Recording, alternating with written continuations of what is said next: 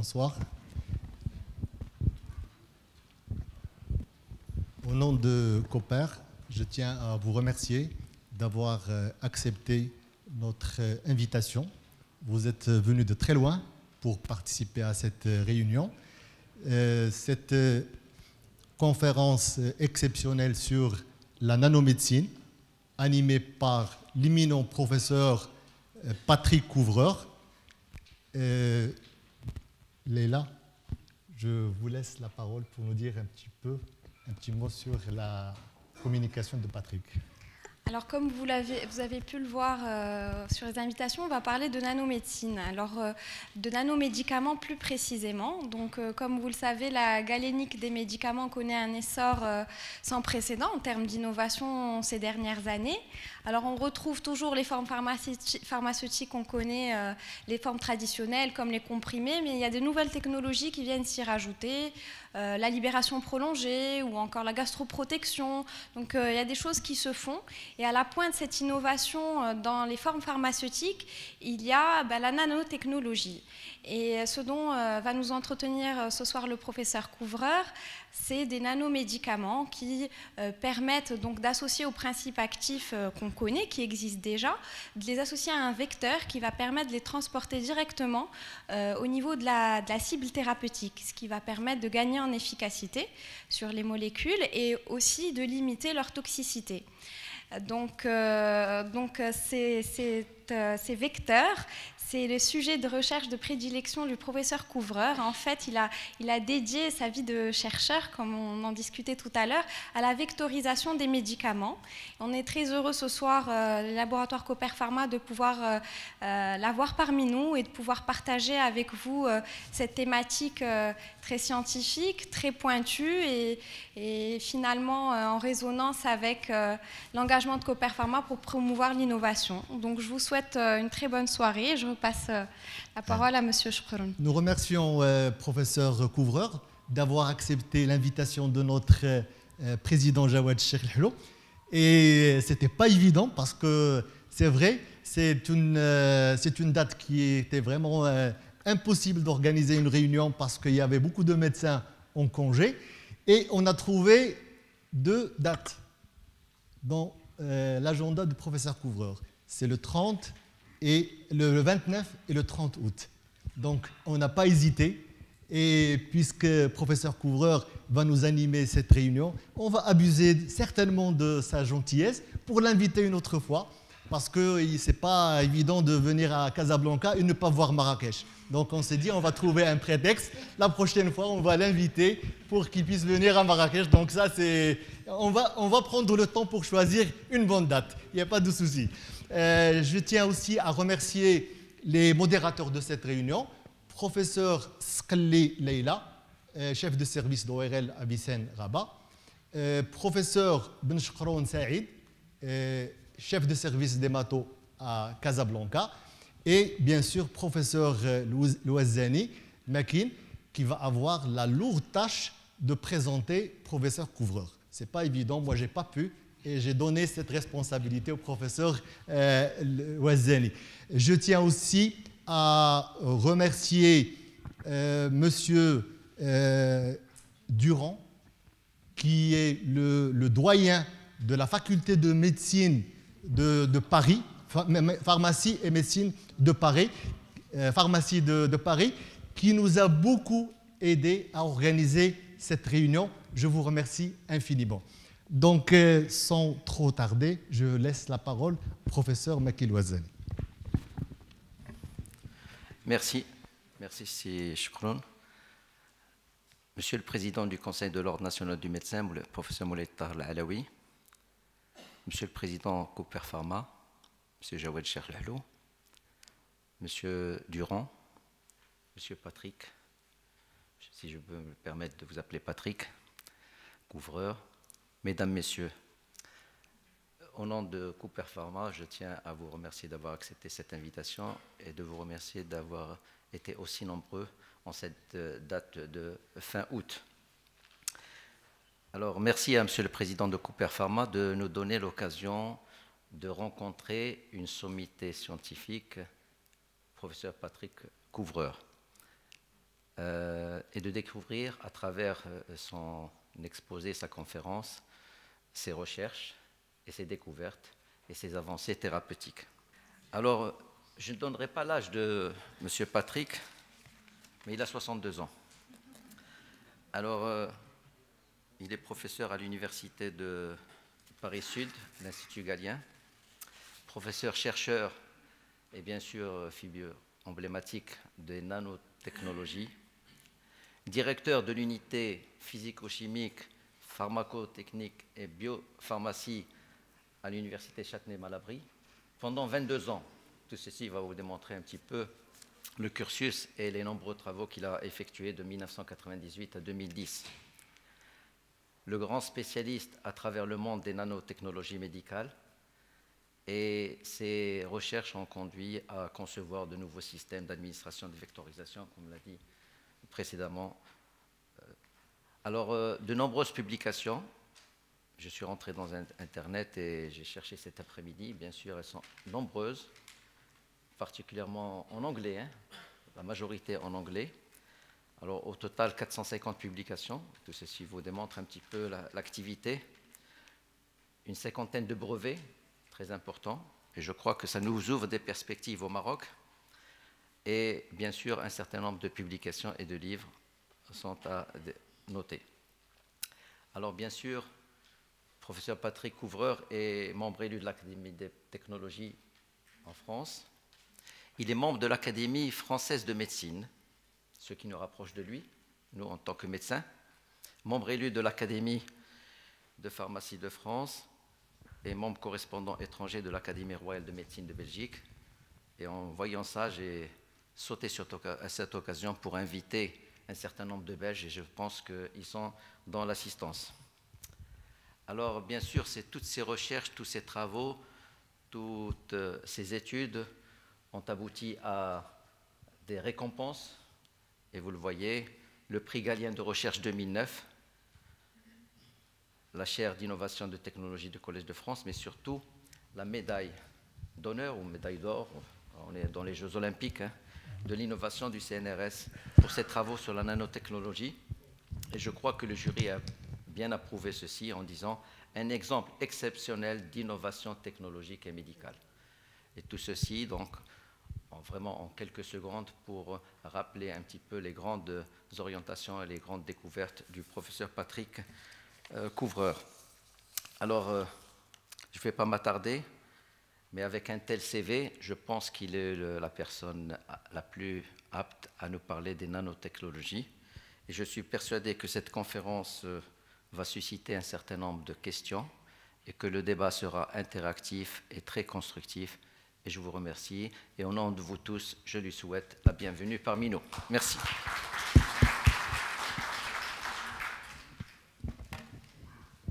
Bien, messieurs, mesdames, tout d'abord un grand merci pour cette présentation particulièrement sympathique, mais qui met la pression dès le début de la présentation.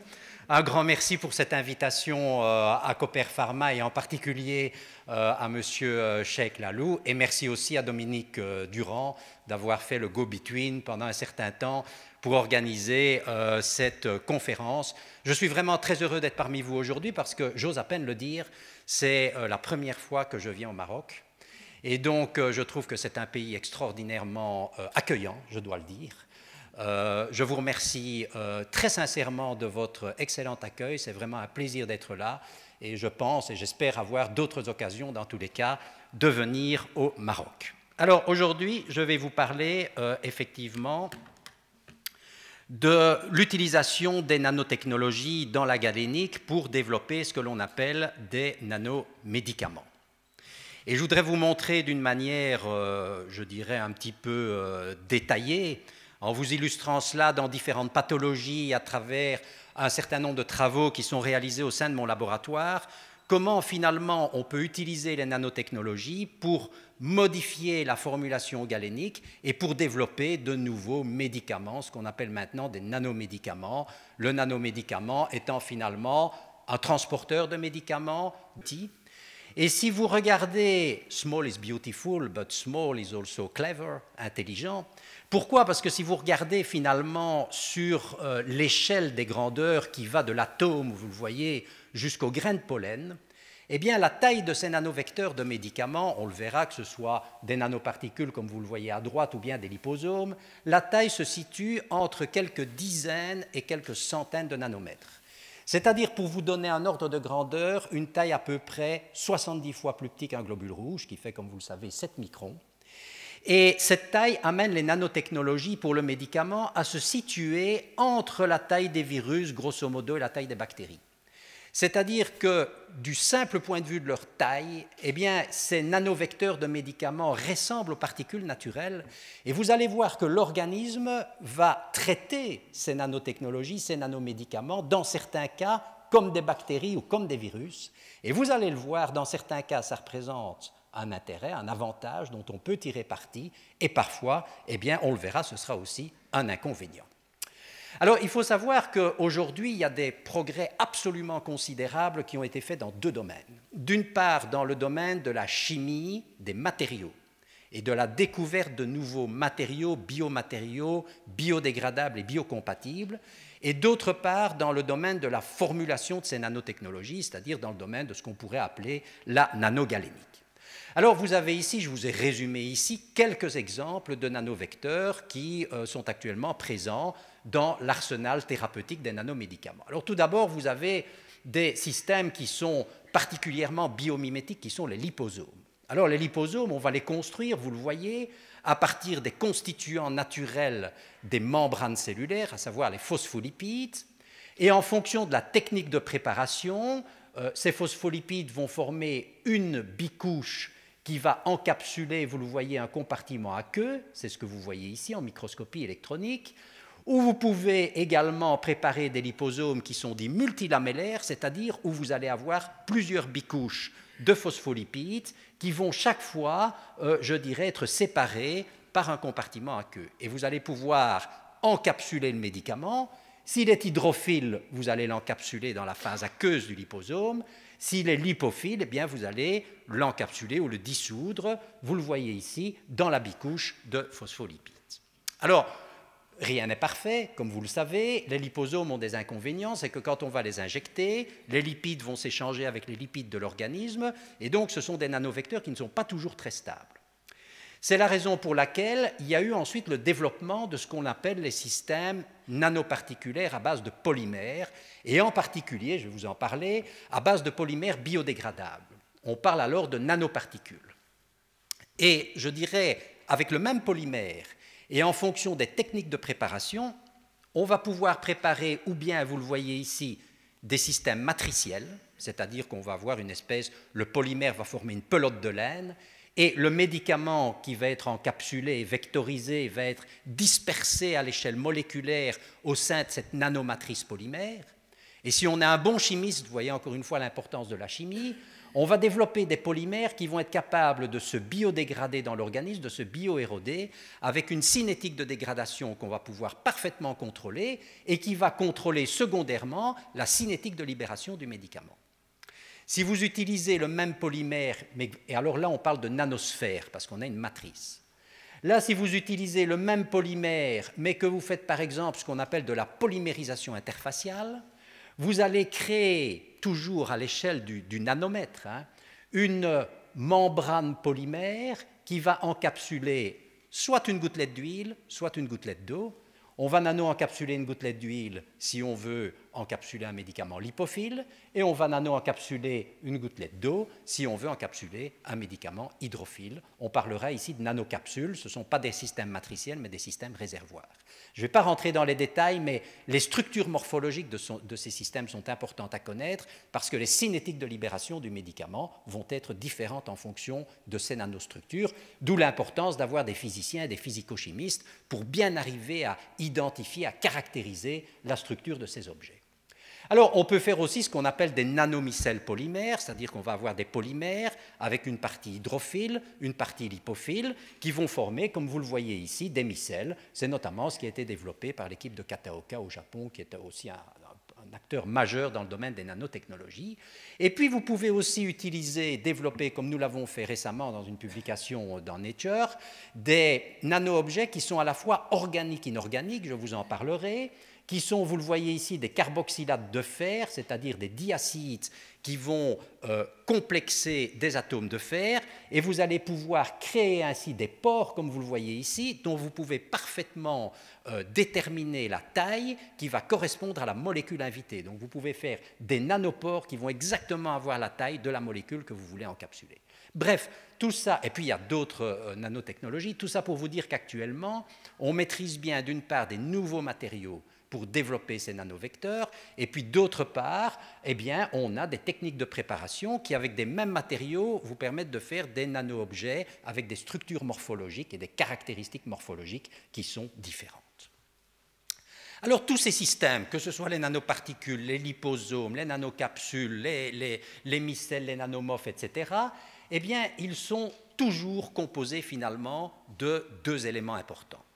D'une part, vous le voyez, un cœur, que vous voyez ici, où on va essentiellement encapsuler le médicament, et puis d'autre part une couronne qui est représentée ici et qui va avoir un rôle essentiellement de reconnaissance.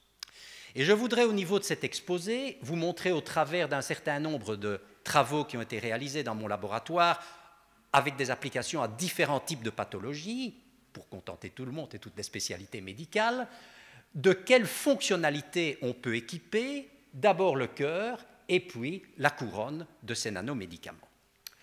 Alors, première chose, eh bien, on peut s'arranger pour que le cœur de ces nanovecteurs rende le médicament invisible vis-à-vis des mécanismes de détoxification de l'organisme. Alors, vous allez me dire, à quoi ça sert de rendre le médicament invisible vis-à-vis des mécanismes de détoxification de l'organisme? Eh bien, il y a des applications, notamment en cancérologie. Puisqu'on sait bien qu'un certain nombre de tumeurs eh bien, sont résistantes parce qu'elles expriment au niveau de la membrane des protéines membranaires qui sont des protéines membranaires d'efflux dont la représentante principale est la P-glycoprotéine. Et vous savez qu'en fait, les cellules cancéreuses qui vont hyperexprimer la P-glycoprotéine ou la MRP eh bien, vont induire, je dirais, un efflux extracellulaire des molécules médicamenteuses. Donc vous voyez que les molécules médicamenteuses vont être prises en charge par cette P-glycoprotéine et effluer à l'extérieur de la cellule. Et ça, c'est un mécanisme de résistance important parce que c'est la cellule cancéreuse, finalement, qui va développer un mécanisme de résistance au traitement anticancéreux. Et vous en avez un exemple ici avec, en fait, une leucémie, un modèle de leucémie P388 qui est résistante à la doxorubicine, adriamycine. Vous voyez qu'ici, on a donc des cellules qu'on a cultivées, on a incubé des concentrations croissantes de doxorubicine, et vous voyez qu'on ne va absolument pas en vert tuer ces cellules tumorales, tout simplement parce qu'elles vont effluer le médicament à l'extérieur de la cellule. C'est le mécanisme de détoxification. Et donc, dans les années, vous le voyez, 97, 98, l'idée qu'on a eue, c'est d'essayer de tromper cette P-glycoprotéine. Vous le voyez en encapsulant la doxorubicine, donc qui est un médicament anticancéreux, une anthracycline, en encapsulant la doxorubicine dans des nanosphères, dans des nanoparticules, à base d'un polymère biodégradable que les chirurgiens connaissent bien, qui sont les polyalkylcyanoacrylates, parce que c'est une colle chirurgicale. Et donc, on a préparé des nanoparticules, on a encapsulé la doxorubicine, la P-glycoprotéine ne voit pas la doxorubicine, et vous voyez que quand on refait la même expérience, on reprend la même lignée cellulaire qui est résistante à la doxorubicine, et en rouge, on incube des concentrations croissantes de doxorubicine sous forme de nanoparticules, eh bien, vous voyez qu'on va restaurer la sensibilité de la cellule cancéreuse à la drogue. Tout simplement parce qu'on va amener la doxorubicine au niveau intracellulaire et on va finalement tromper ce mécanisme de détoxification de la cellule. Alors, l'étape suivante, évidemment, le juge de paix, vous le savez, c'est évidemment la pharmacologie expérimentale. Et on a utilisé des souris transgéniques qui vont développer naturellement un hépatocarcinome avec l'expression de la P-glycoprotéine, donc un hépatocarcinome MDR résistant. On a traité ces souris, vous le voyez, avec la doxorubicine sous forme libre, que vous voyez ici, avec des nanoparticules sans médicaments, c'est un témoin qu'il faut toujours utiliser, avec une solution de glucose 5%, et vous voyez que quand on regarde tout simplement l'apoptose des hépatocytes cancéreux de l'hépatocarcinome pour ces trois traitements, on n'a pas de différence significative, parce qu'effectivement, c'est un modèle de tumeur résistante chez la souris. Et vous voyez que quand on traite ces animaux par de la doxorubicine encapsulée dans des nanoparticules biodégradables de polyisoxyl-cyanoacrylate, vous voyez qu'à la fois par comptage histologique et par analyse tunnel, eh bien, on a une augmentation considérable, importante, de l'apoptose des cellules cancéreuses. Alors l'étape suivante, et pour faire court, c'est évidemment de passer en clinique phase 1, phase 2. C'est pour cela qu'on a créé dans les années 98-99 la société BioAlliance pour, un, développer un lot clinique, deuxièmement, faire les essais cliniques de phase 1 et de phase 2. Et donc cette société est rentrée en bourse, je vous le disais, donc en 2005. Alors, voici le résumé de ce qu'on a obtenu au niveau de la phase 2, parce que maintenant, on vient de commencer un essai de clinique phase 3 multicentrique. Donc, l'essai clinique a été centré comme indication principale sur les pathocarcinomes résistants, donc qui expriment le phénotype MDR. Alors, vous savez que le taux de survie des patients qui sont traités par le traitement standard, qui est actuellement de la chimioembolisation avec des microsphères, cette fois-ci, de doxorubicine, eh bien, il y a de l'ordre de 50% de survie des patients à 18 mois. Et vous voyez qu'avec les nanoparticules de polyalkylcyanoacrylate chargées en doxorubicine, eh bien, qu'on appelle maintenant transdrug, on augmente de manière tout à fait significative la survie des patients, puisque après 18 mois, on n'est pas loin de 90% de survie des patients. Et vous en avez un exemple ici en imagerie. Vous voyez un patient qui était donc dont on a fait l'imagerie des pathocarcinomes avant le traitement, et vous voyez que 4 semaines après une seule injection d'une dose de 30 mg par mètre carré de doxorubicine sous forme de nanoparticules, eh bien on